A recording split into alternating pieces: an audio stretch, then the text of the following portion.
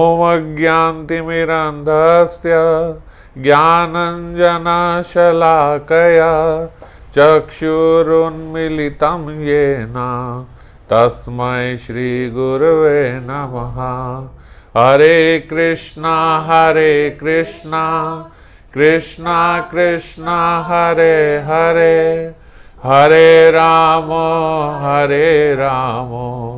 राम राम हरे हरे। तो श्रीपाद की स्फुरन धारा चल रही है और लीलाओं का स्मरण, लीलाओं का स्फुरन श्रीपाद के हृदय में धारावत चल रहा है। और पिछले 3 श्लोकों से हम लोग चर्चा कर रहे हैं श्रीमती जी के वक्षों का स्मरण करते हुए। उन्होंने पिछले श्लोक में उन्हें प्रणाम किया और आज वही लीला की धारा आगे बढ़ते हुए श्रीपाद बोल रहे हैं। पत्रावलिम रचयितुम कुचयो कपोले बधुम विचित्र कवरी नव मल्लिका भी अंग चा भूषयितुम आभरणे धृत आशे श्री राधिके मयि विदेहि कृपा अवलोकम।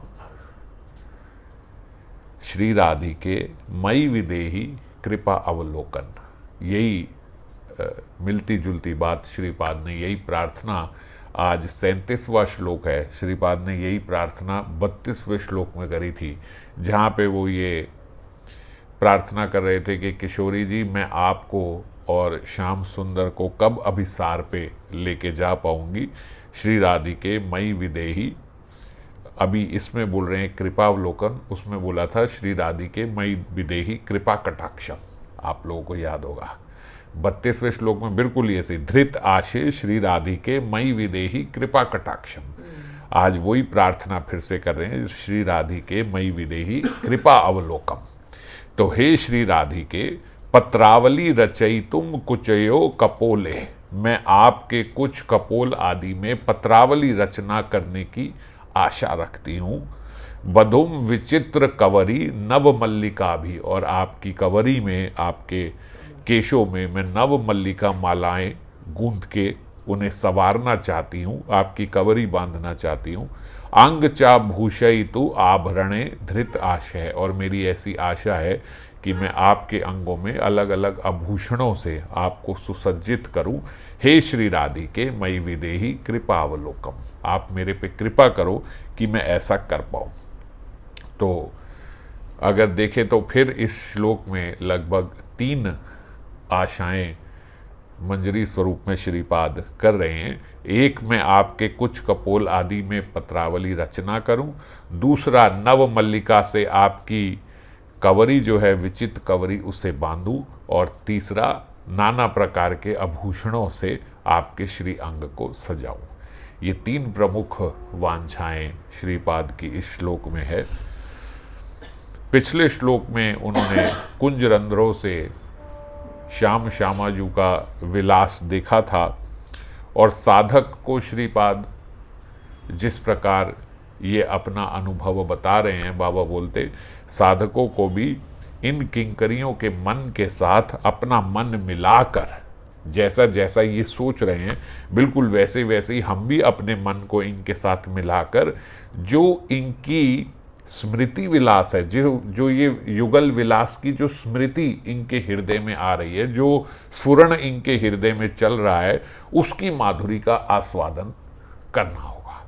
बिल्कुल इनके हृदय के साथ हृदय मिला के, अगर कोई प्रश्न है तो उस प्रश्न को बिल्कुल क्लियर करके, एकदम ऐसे कि जैसा ये चल रहे हैं बिल्कुल हम भी उसी धारा में, उसी में अपना स्मरण चलाते हुए जो आस्वादन वो ले रहे हैं वो आस्वादन लेने का प्रयास करें। अब देखो श्रीमद् भागवतम में जो शुक मुनि सुना रहे हैं श्रीमद् भागवतम, उसमें उन्होंने बताया कि जब उद्धव जी को भगवान ने गोपियों के पास भेजा था वृंदावन में, तो जब उद्धव जी वहाँ पे गए तो गोपियों ने बोलते उन्हें निर्जन में बुलाया, अकेले में बुलाया और श्री कृष्ण की कुशल क्षेम पूछी। गोपियाँ हैं ना, सखियाँ हैं, सबके सामने तो नहीं पूछ सकती, तो बोलते अकेले में ले जाके। तो 10वें स्कंद के 47वें अध्याय के 3रे श्लोक में, ये 47वां अध्याय बड़ा इंपॉर्टेंट है, इसमें भ्रमर गीत है। तो इसी के भ्रमर गीत से तुरंत पहले जब गोपियों ने उनको बुलाया तो उसमें तीसरे श्लोक में ये शब्द आया, रहस्य अपृच्छित। रहस्य से, सीक्रेटली पूछा, रहस्य पृच्छित, उनको बुला के। अब इसमें बड़ी, आप कहोगे इसमें क्या बड़ी बात है अगर ऐसे सीक्रेटली बुला के पूछा? बड़ी बात ये है कि बाबा बोलते, शत कोटि ब्रज बालाओं के सानिध्य को निर्जन कैसे कहेंगे? ये जो कह रही हैं कि हमने उन्हें अकेले में बुला के पूछा, तो उस अकेले में कई हजार गोपियां थी, तो कई हजार गोपियों ने सीक्रेटली अकेले में बुला के पूछा। ये बात कुछ समझ में नहीं आती। सीक्रेटली अलग से बुला के रहस्य अपृच्छति का मतलब तो हुआ कि एक दो ने अपने सीक्रेटली बुला के पूछा, पर जहां हजारों लाखों गोपियां साथ में हैं वहां बोले कि हजारों लाखों गोपियों ने अकेले में बुला के पूछा। तो अकेले क्यों बोला? अकेले कैसे हो गए अगर हजारों लाखों सब साथ में थे? निर्जन कैसे रहे फिर वो जब इतने सारे हो गए? तो जीव गोस्वामी पाद ने अपनी व्याख्या में इसको बताया, सभी की हृदय तंत्रियां जो हैं वो एक स्वर में ही बंधी है। ये हम गोपी गीत में भी यही चर्चा किया करते हैं ना, कि देखो गोपी गीत, अलग अलग गोपी अलग अलग अपना गीत गा रही है। जैसे गोपी गीत में जितने श्लोक हैं वो एक ही गोपी ने नहीं गाए, अलग अलग गोपियों के यूथ गा रही हैं, मगर एकदम एक ही स्वर में, एक ही धुन में, एक ही ट्यून में हम गा लेते हैं। ऐसे कैसे होगा? एक व्यक्ति एक पोयम, एक पोएट एक पोयम खुद लिखता है तो वो एक स्वर में गाई जाती है ना, क्योंकि उसने उसको वैसे ही बनाई है। मगर एक पैराग्राफ एक व्यक्ति गा रहा है, दूसरा गा रहा है, फिर वो एक तीसरा गा रहा है, एक ग्रुप का ग्रुप चौथा गा रहा है, एक ग्रुप पांचवा गा रहा है, और हम देख रहे हैं कि एकदम सेम स्वर लहरी, सब बिल्कुल सेम, एक ही धुन में हम उसको गा रहे हैं। ऐसे कैसे? ऐसे इसलिए कि इनकी जो हृदय तंत्रियां हैं वो एक ही भाव स्वर में बजती हैं, बिल्कुल एक ही जैसा सोचती हैं, एक ही जैसा समझती हैं, और कृष्ण को एक ही भाव से भज रही हैं, बिल्कुल सेम। जैसे मान लीजिए, अब जैसे हम ये हारमोनियम बजाते हैं तो कीर्तन में, अब एक जना हारमोनियम बजा रहा चल जाएगा, और या फिर गिटार बजा रहे हैं, या और आदि कोई वाद्य बजा रहे हैं, मान लो गिटार बजा रहे हैं। अब गिटार आप बजा रहे हो तो जो आप बजा रहे हो वो आप बजा रहे हो, मगर एक ही साथ 4 गिटार वाले बैठ जाएं एक ही गीत में तो अलग अलग हो जाएगा कि नहीं? जो बिल्कुल सेम सारे बजाएंगे, ऐसा कैसे होगा कि एकदम 4 गिटार वाले सेम 4 बजा रहे हैं, एक हारमोनियम बजा रहे हैं, चारों हारमोनियम बिल्कुल वही बटन बजा रहे हैं जो आप बजा रहे हो, और वही स्वर में गा रहे हैं जैसे आप गा रहे हो? बड़ा कठिन है। तो ऐसा हो जाए कि एक नहीं, 2 नहीं, 4 नहीं, 100 नहीं, 200 नहीं, हजारों लाखों गोपियां एक ही स्वर में, एक ही भाव में, एक ही जैसा सोच रही हैं, ऐसा हो जाए। ये है सखियों का और मंजरियों का हृदय का दृश्य। तो बोलते कि क्योंकि वो हृदय तंत्रियां एक ही स्वर में बंधी हैं, विजातीय लोगों का समागम नहीं है यहाँ, कोई दूसरे, मैं तो ऐसा सोचता हूं, देखो जी मेरे ख्याल से ये है, मेरे ख्याल से ये वाली बातें नहीं है। सबका एक ही ख्याल है, विजातीय हैं ही नहीं। इसीलिए बोलते इतनों के होते हुए भी निर्जन, एकांतिक। हम बोलते हैं ना एकांतिक भजन करना है, तो एकांतिक भजन का तात्पर्य क्या है? जिसका एक अंत है, एक ही एंड है, सारे जो चले हैं सबका एक ही अंत है। तो ऐसे सब मिलके बैठ के भी भजन करेंगे तो बोलेंगे एकांतिक भजन करें। क्यों? क्योंकि एक अंत है उन सब का, अलग अलग उनके मोटिव्स नहीं है, अलग अलग तरीके भी नहीं है। मान लीजिए लक्ष्य तो सबका एक है, जाना तो हमने सबने वृंदावन में, पर कोई इधर से जा रहा है, कोई उधर से जा रहा है, कोई एक्सप्रेसवे पकड़ रहा है, कोई फरीदाबाद से जा रहा है, कोई गाजियाबाद से जा रहा है, कोई उधर से साउथ एक्स होते हुए जा रहा है, तो अलग अलग रास्ते हो गए। ये भी चाहे आपका गंतव्य एक ही हो, बनना तो एक ही जगह है, पर पथ अलग अलग ले लिए तो भी हृदय तंत्री एक जैसी नहीं बजेगी। नवदा भक्ति है, नवदा भक्ति के प्रत्येक अंग में ये सक्षमता है कि वो आपको भगवत धाम पहुंचा सकती है, पर कौन से अंग को कितना हमें धारण करना है, ये जब बिल्कुल एक जैसे चलोगे तो एक जैसी हृदय तंत्री बजेगी। सिद्ध महात्मा है, कई सिद्ध महात्मा बोलते बस केवल हरि नाम करो, केवल बस, और कुछ मत करो, शास्त्र अध्ययन वगैरह सब छोड़ो, हरि नाम करो, भगवत धाम पहुंच जाओगे। और नामनिष्ठ ऐसे संत जो हैं वो केवल हरि नाम से ही भगवत धाम पहुंच गए, प्रेम प्राप्त हो गया, प्रेम की अवस्था में पहुंच गए। एक संत हैं वो बोलते आप बस नाम तो लो, नाम को मना तो कोई नहीं करेगा, नाम तो लो, पर नाम के साथ ज्यादा जोर अध्ययन पे डालो, शास्त्र अध्ययन करो, समझो। ऐसा करते करते वो भी सिद्ध हो गए, प्रेम की अवस्था में पहुंच गए। ऐसे भी संत रहे हैं, ये जो मैं बता रहा हूं ये साक्षात देखे हुए हैं। ऐसे भी संत रहे, उन्होंने कहा आप बस कीर्तन करो, सुबह शाम दिन रात केवल कीर्तन कीर्तन कीर्तन, केवल माला में भी आपका मन नहीं लगेगा, बस हरि नाम संकीर्तन करते करते भगवत धाम पहुंच गए, प्रेम की अवस्था में पहुंच गए। तो नवदा भक्ति है, अलग अलग ऐसे ऐसे संत भक्तमाला में देखें, केवल ठाकुर जी को रोज तांबुल खिलाते, बस तांबुल खिला के ऐसा प्रिय बन गए कि श्यामजू ने पकड़ ली, भैया तुम्हारे तांबुल खाए बिना तो मेरे को नींद नहीं आती। अर्चना कर रहे हैं तो अर्चना करते करते वो जो एक सास अपनी बहू को अर्चना करने को देके गई कि बहू तुम कर लोगी, बहू ने इतने लाड के साथ अर्चना करी, इतने लाड के साथ, अरे किशोर जी देखो एक बारी आपको शीशा दिखा रही हूँ, हंसो तो सही, हंसो तो सही, एक बार तो मुस्कुराओ, मैं कुछ खाऊंगी नहीं जब तक मुस्कुराओगे नहीं। अरे उसने कहा आज तक तो हमें कोई ऐसे तंग नहीं करता था भैया, जैसा विग्रह वैसे ही विग्रह होगा, विग्रह में कैसे हम हंस देंगे, ये कर देंगे, वो तो ऐसे हो गई कि मैं आत्महत्या कर लूंगी जब तक आप हंसोगे नहीं, ऐसे कैसे। अब उनके अर्चना करने का ऐसा स्टाइल था, अर्चना करते करते करते करते 2 दिन में भगवत प्राप्ति हो गई। अब जब सास वापस आई तो वो तो भैया जो ठाकुर जी थे, ठाकुर जी बोले तेरे से नहीं करूंगा अब अर्चना, अर्चना तो यही कराएगी। और सास तो डरते डरते लेके गई थी कि इस बेचारी को कुछ आता नहीं है, मुझे जाना पड़ रहा है, मैं कैसे इसको सेवा दे जाऊं। और आई तो बहुत चक्की रह गई कि भैया अब तो हम ये इतने साल से हम सेवा कर रहे, ठाकुर जी कहते मैं तो इससे कराऊंगा, तो अर्चना से हो गई। तो अलग अलग पथ है, नवदा भक्ति है, किसी की किसी से, किसी की किसी की किसी से किसी से, कर्माबाई की खिचड़ी खिलाते खिलाते हो गई प्रेमा भक्ति। तो कोई वैष्णव सदाचार नहीं, कुछ नहीं, लेकिन बस प्रेम है और उस प्रेम से ही भगवत प्राप्ति हो गई। तो अलग अलग अंग, अलग अलग सिद्ध संत जो बताते हैं वो ठीक है, जो उनको फॉलो कर रहे हैं एक को, वो सब भगवत धाम जाएंगे, पर भगवत धाम जाना उनका बड़ा कठिन है। जो इसको भी फॉलो कर रहे हैं, उसको भी फॉलो कर रहे हैं, उसका जो अंत है उसको भी, उन संतों को, आप 4 सिद्ध संतों को पकड़ लो जो, और 4 सिद्ध संतों को फॉलो करने का प्रयास करो, ABCD। भैया मैं A की भी पूरी सुनता हूं, B की भी सुनूंगा, C की भी सुनूंगा, D की भी सुनूंगा, आपका कल्याण निश्चित रूप से नहीं हो सकता। क्यों नहीं हो सकता? देखो, एक तो सजातीय आचार्यों से ही सुनना चाहिए, सजातीय हो हमारे, तो आप गौड़िया उसमें हो, गौड़िया से सुनो, ये सुनो, तो सजातीय हो जो प्रेम की वही भाषा बोल रहे हो।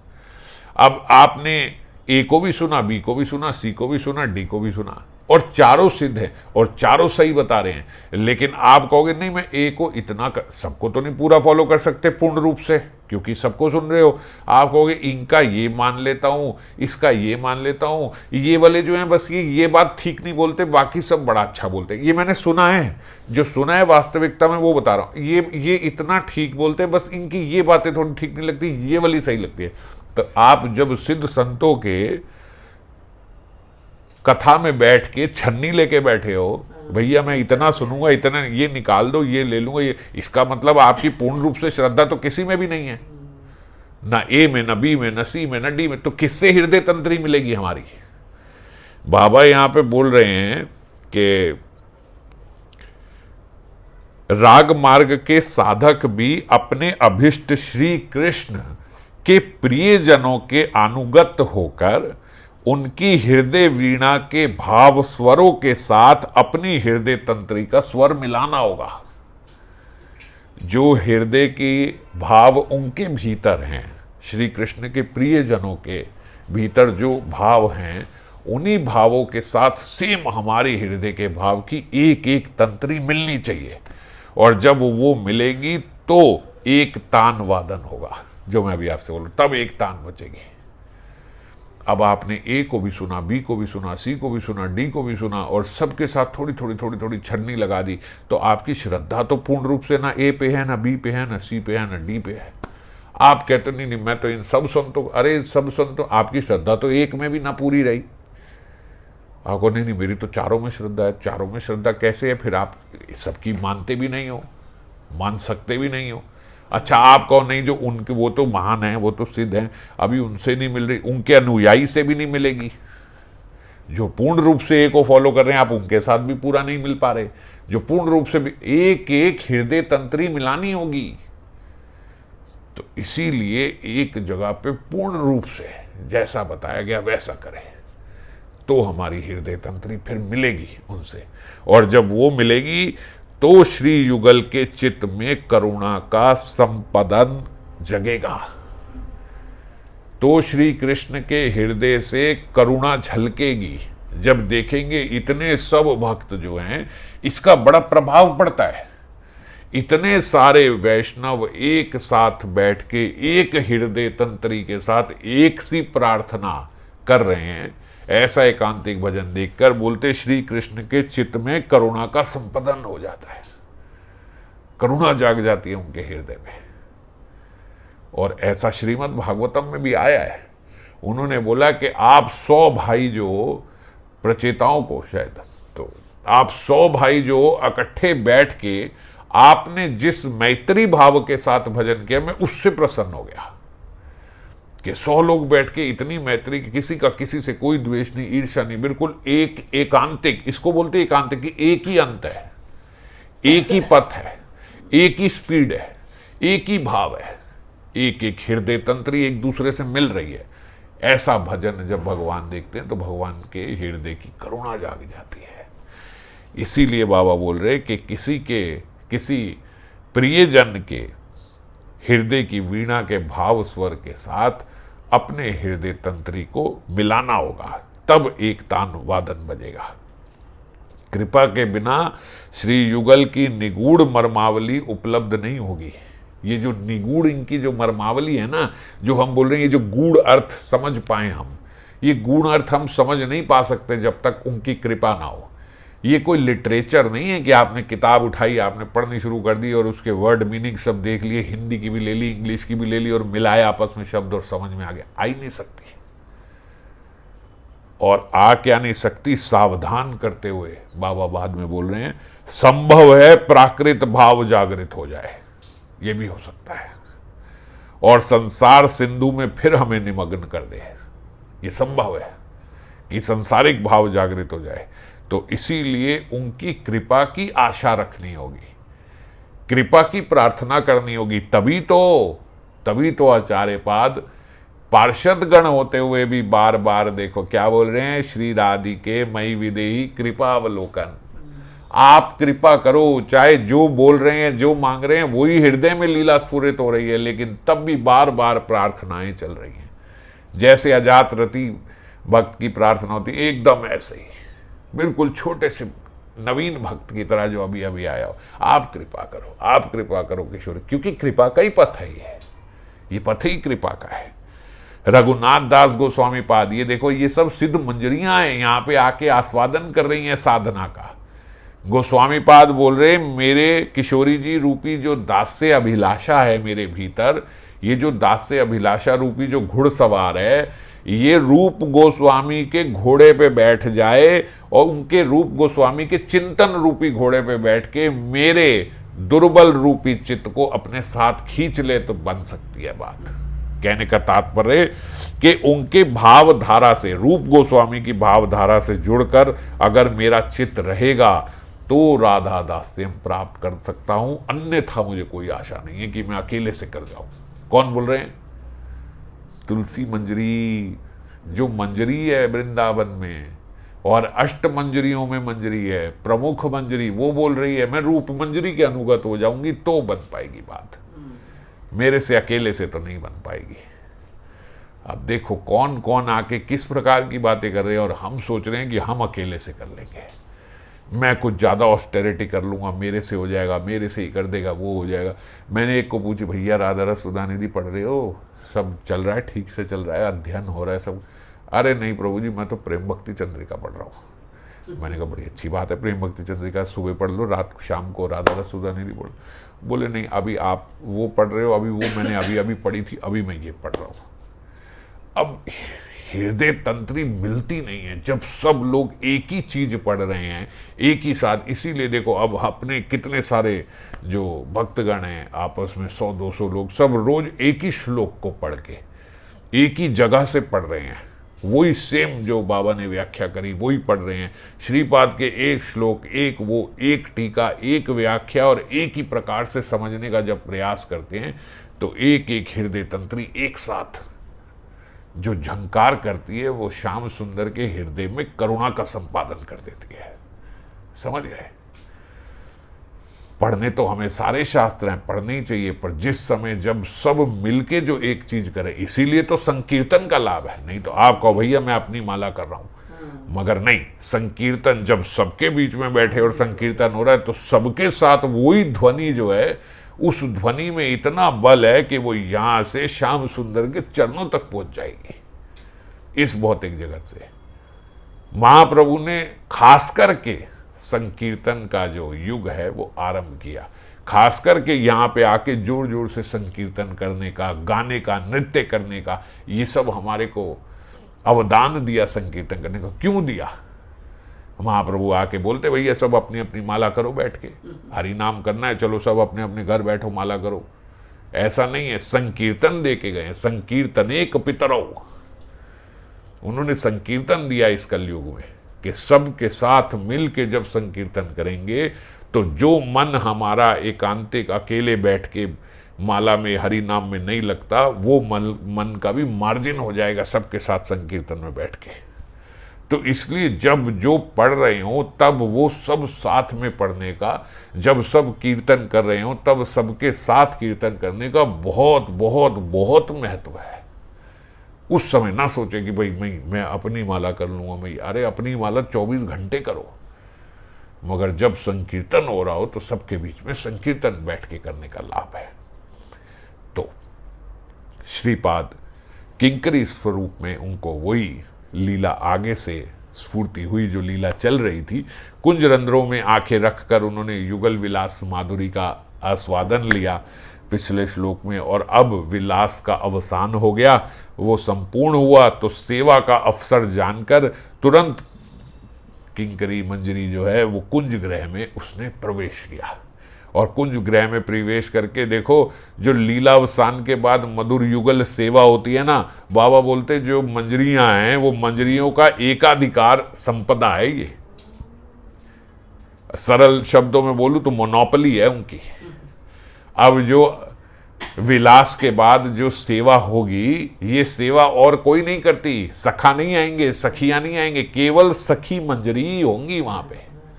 वही कुंज रंध्रों पे वहां बैठ के आस्वादन भी कर रही हैं, और वही इस युगल विलास के बाद सेवा भी वही करती हैं और वही कर सकती है। तो कहीं सेवाएं होती हैं। रति रणे श्रम युत नागरी नागर मुख भरी तांबुल योगाए।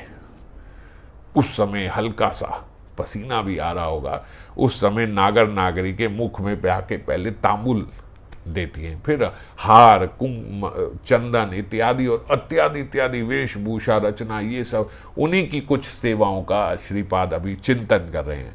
विलास की अतिशयता के कारण नागरी मणि की अभी वेशभूषा नष्ट हो गई है, वेशभूषा खराब हो गई, सब वस्त्र वगैरह सब इधर उधर हो गए। तो श्रीमती नागर को क्या कह रही हैं, आप जल्दी से मेरी वेशभूषा रचना कर दो, मेरी सखियां आती होंगी तो परिहास करेंगी। ये हमने पहले भी सुना, किशोरी जी को बड़ा इस बात की एम्बेरसमेंट रहती है कि भैया अगर अभी सखियां आ जाएंगी और देखेंगी ऐसे मेरे वस्त्र अस्त व्यस्त हैं तो फिर बहुत परिहास करेंगी, वो मजाक में बहुत मजाक उड़ाएंगी फिर मेरा। आप जल्दी से फटाफट से नागर मेरी वेश रचना कर दो। और नागर शेखर अभी मंजरी पीछे खड़ी है क्योंकि किशोरी जी ने नागर को बोला जल्दी से कर दो।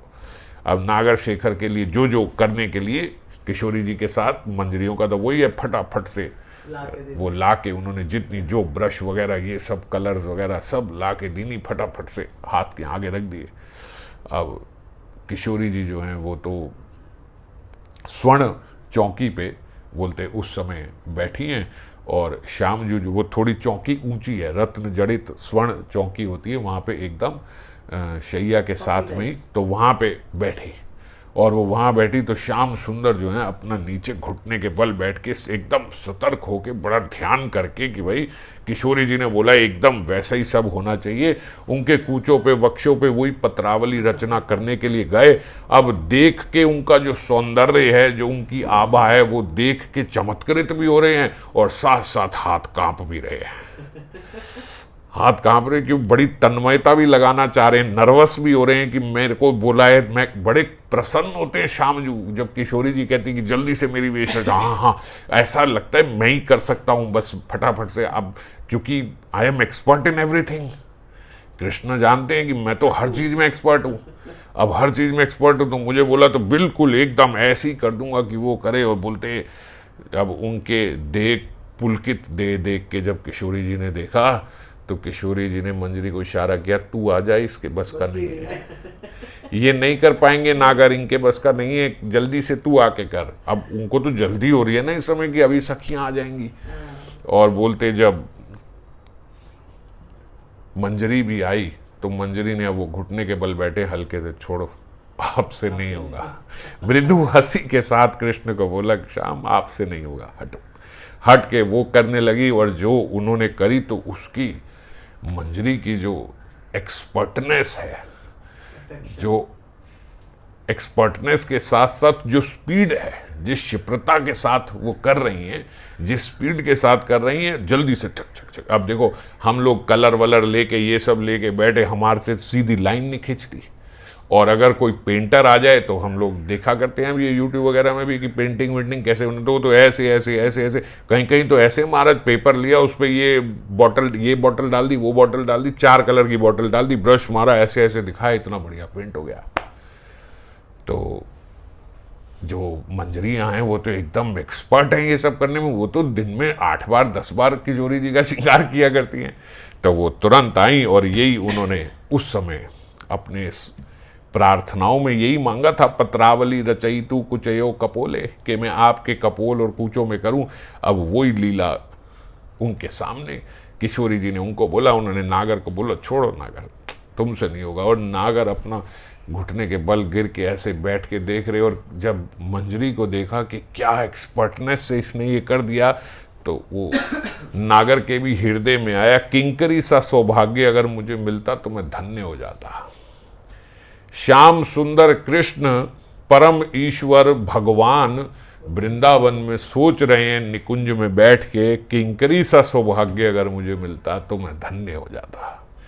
किंकरी ने इतनी निपुणता के साथ जल्दी जल्दी नागरी मणि के कुछ कपोलों में पत्रावली चित्रित कर दिया और गाढ़ प्रेम युक्त सेवा, बहुत प्रेम से।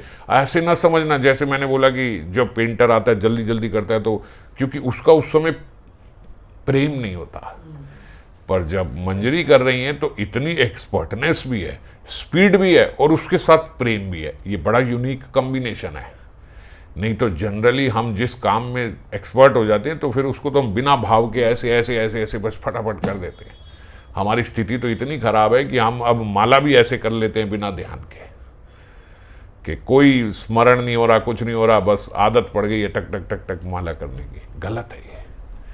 तो यहाँ पे जो मंजरी सेवा कर रही है, गाढ़ प्रेम युक्त सेवा साथ में हो रही है और उनका अंदर का जो अनुराग है वो उनके चेहरे पे मूर्त हो रहा है और उस अनुराग को श्याम सुंदर देख पा रहे हैं। कितने प्रेम से सेवा कर रही हैं, इतना प्रेम, इतना अनुराग इनका किशोरी के प्रति। मगर मजाल है कि सेवा में कोई त्रुटि हो जाए, सेवा में मूर्छा आ जाए, या सेवा में जैसे श्याम सुंदर के हाथ का, श्याम सुंदर का भी तो अतिशय अनुराग के कारण कंपन हो गई, विकार आ गए हृदय, इस इतना अनुराग की उसके कारण ऐसे विकार, सात्विक विकार जैसे आए थे कि कंपन होने लग गई हाथ में। इतना एक्सपर्ट होते हुए भी यहाँ नहीं कर पा रहे क्योंकि यहाँ अनुराग से हाथ कांप रहे। और वो देख रहे हैं मंजरी इतनी एक्सपर्टनेस से, इतनी स्पीड से और इतने प्रेम से, इतने अनुराग से सेवा कर रही है। उन्होंने फटाफट उनके जो अस्त व्यस्त उनके जो केश थे उसमें भी कवरी बांध के नव मल्लिका की माला साथ में गूंद दी। विविध आवरणों के साथ फटाफट से किशोरी जी को बिल्कुल वैसे ही श्रृंगारित कर दिया। नए नए अंग विभूषण लेके अंगों को उसमें विभूषित कर दिया और परम सुदक्षता के साथ, एक्सपर्टनेस के साथ इनकी सेवा परिपाटी देखकर श्यामजू के मन में आया कि ये ऐसा मुझे होना है, एक दिन ये सेवा मुझे करनी है। उनके हृदय में ये लोभ आया और बोलते जो उनके हृदय में ये लोभ आया वही उनके गौर रूप के अवतरण का कारण बना। अब श्यामजू ये सब करना चाहते थे, इसीलिए गौर रूप में अवतीर्ण हुए। और हम अगर श्रीमन महाप्रभु की अभी देखेंगे, गौर लीला चली रही है कार्तिक के बाद, फिर उसका दोबारा से प्रारंभ होगा। तो जब उसमें गंभीरा लीला आएगी, गंभीरा लीला बहुत गंभीर है, पता नहीं कितना या किस लेवल तक मैं बता पाऊंगा, मेरा स्तर बहुत कम है। गंभीरा लीला बड़ी बड़ी डीप है, बहुत गंभीर है गंभीरा लीला। लेकिन गंभीरा लीला में जब हम पढ़ते हैं तो उसमें वहाँ पे कई सारे ऐसे दृश्य आते हैं, कई सारा ऐसा कविराज गोस्वामी जी ने चैतन्य चरितामृत में बताया जब श्रीमन महाप्रभु जो है वहाँ पे किशोरी जी के भाव का ही नहीं, मंजरी के भाव का भी आस्वादन कर रहे हैं गंभीरा लीला में। और ये उन्होंने यहाँ पे भी बाबा ने कुछ वहीं के गंभीरा लीला के ही श्लोकों का रेफरेंस दे के बताया। जैसे वहाँ पे गंभीरा में श्रीमन महाप्रभु बोल रहे हैं, एहा हईते आजी मुई गेलू गोवर्धन, देखूं यदि कृष्ण करे गोधन चारण। गोवर्धन पे श्याम सुंदर जाते हुए गोधन चारण, गौ चारण कर रहे हैं। गोवर्धने चढ़ी कृष्ण बजाइला वेणु, गोवर्धन में चढ़कर वेणु बजा रहे हैं। गोवर्धनेर चौदिके चरे सब धेनु, साथ साथ सारी गौए भी उनके साथ साथ गोवर्धन में चढ़ रही हैं। वेणु ध्वनि सुनी आइला राधा ठकुरानी। अब देखो राधा भाव नहीं है, तभी राधा भाव नहीं है, इसीलिए तीसरा व्यक्ति ये बात बोल रहा है। वेणु ध्वनि सुनी आइला राधा ठकुरानी, ऐसे नहीं बोला वेणु ध्वनि सुनी आइला आमी। अगर किशोरी भाव में होती तो बोलती वेणु ध्वनि सुनी आइला आमी, नहीं ऐसे नहीं। वेणु ध्वनि सुनी आइला राधा ठकुरानी, तार रूप भाव सखी वर्णिते ना जानी। अब उनके रूप को भी देख रही हैं, तभी तो ये बात बोल रही है कि तार रूप भाव सखी वर्णित, वर्णन नहीं कर सकती किशोरी जी का उस समय क्या रूप है उन भावों के साथ। राधा लैया कृष्ण प्रवेशीला कंदराते, फिर कृष्ण ने जो है एक कंदरा में, गुफा में वो किशोरी जी को अपने साथ ले लिया। सखीगण कहे मौके फूल उठाई थे। अब देखो स्पष्ट यहाँ पे समझ आता है कि किंकरी भाव का आस्वादन कर रहे हैं श्रीमन महाप्रभु। क्या बोल रहे हैं? सखीगण कहे मौके फूल उठाई थे। सखीगण उनको बोल रही हैं जाओ जल्दी से फूल लेके आओ, पुष्प चयन करके आओ। सखीगण किनको ऐसे बोल सकती हैं? मंजरियों को, केवल मंजरियों को ही तो इन सेवाओं के लिए बोला जाता है। हेना काले तुम्ही सब कोलाहल कैला, तहाँ हईते धरी मोरा, यहाँ लाया ऐला। तो इस श्लोक से, इस प्यार से पता लगता है कि महाप्रभु जो हैं वो मंजरी का आस्वादन, मंजरी स्वरूप का आस्वादन करें। आगे भी है जो जल केली की लीला भी उन्होंने आस्वादन मंजरी स्वरूप में करी। कालिंदी देखिया आमी गेलाम वृंदावन, देखी जल क्रीड़ा करे ब्रजेंद्र नंदन। ये वो बोले, देखी जल क्रीड़ा करे ब्रजेंद्र नंदन, राधिका आदि गोपीगण संग ए मिली। अब देखो फिर राधिका संग गोपीगण वो देख रहे हैं, ये बात बोल रहे हैं। यमुनार जले महारंगे करे केली, तीरे रही देखी आमी सखी गण संगे। जो किशोरी जी के साथ वो जल क्रीड़ा कर रहे हैं, राधिका आदि गोपीगण संगे एक मेली, यमुनार जले महारंगे करे केली। यमुना के जल में श्री राधिका और गोपियों के साथ वो जो केली कर रहे हैं। तीरे रही देखी आमी, तीरे रही मैं तट पे खड़ी होके, यमुना के तट पे खड़ी होके, तीरे रही देखी आमी सखी गण संगे, अपनी सखियों के साथ मैं तट पे खड़ी होके देख रही हूँ। तट पे खड़ी होके सखियों के साथ मंजरियां ही तो देखती हैं, क्योंकि वो सेवा के लिए तत्पर है कि अब क्या क्या सेवा के ए सखी दिखाए मोर से ही सब रंगे, ये मेरी सखी सब ये रंग मुझे दिखा रही है। तो महाप्रभु दाता शिरोमणि एछे दयालु अवतार, ऐछे दाता नहीं आर, गुण के हो नारे वर्णी वारे, उनके गुण का वर्णन नहीं किया जा सकता। ऐसे दाता कि उन्होंने राधा दास से केवल आस्वादन ही नहीं किया, पूरे जग जीवन में राधा दास से बांट भी दिया। सबसे टॉप मोस्ट चीज इसीलिए बोला जाता है जो मंजरी भाव है, मंजरी भाव से उच्चतम भाव कोई है ही नहीं। क्यों? श्यामजू निबृत निकुंज में किशोरी जी के साथ बैठे हुए ये आशा कर रहे हैं कि हाय काश मैं मंजरी जैसा होता, ऐसी सेवा कर पाता तो आनंद होता। जब टॉप मोस्ट के भीतर भी वांछा हो रही है कि मैं ऐसा होता, तो वो उससे ऊपर हो गई ना। और फिर वही, इसीलिए श्रीमन महाप्रभु स्वरूप में आके वही आस्वादन कर रहे हैं। ये इसीलिए यहाँ रेफरेंस दिए कि देखो वही आस्वादन करे, केवल राधा भाव नहीं, किंकरी भाव, मंजरी भाव आस्वादन भी उन्होंने किया, और वही राधा दास से मंजरी भाव का उन्होंने वितरण भी किया। इसीलिए दाता शिरोमणि ऐछे दयालु अवतार, ऐछे दाता नहीं आर, गुण के हो नारे वर्णी बारे, इनके गुणों का वर्णन नहीं किया जा सकता। अब जो खैर श्रीपाद हैं, श्रीपाद जो स्फुरण उनके हृदय में हो रहा था, तो जैसे ही उन्हें किशोरी जी का आभरण पहनाए, उनकी कवरी में नव मल्लिका के पुष्प बांधे और उनके कुछ कपोलों पे पत्रावली रचना करी, तो उनका स्मरण उस समय के लिए विराम हो गया, विराम आ गया। और उस विराम के बाद हाँ राधिके करते हुए ये प्रार्थना कर रहे हैं कि शीघ्र ही मेरे पे कृपा करो, हाँ राधिके मई विदेही कृपा अवलोकन, आप मेरे पे कृपा करो, मैं फिर से इस प्रकार की सेवाएं कर पाऊँ। जय राधे।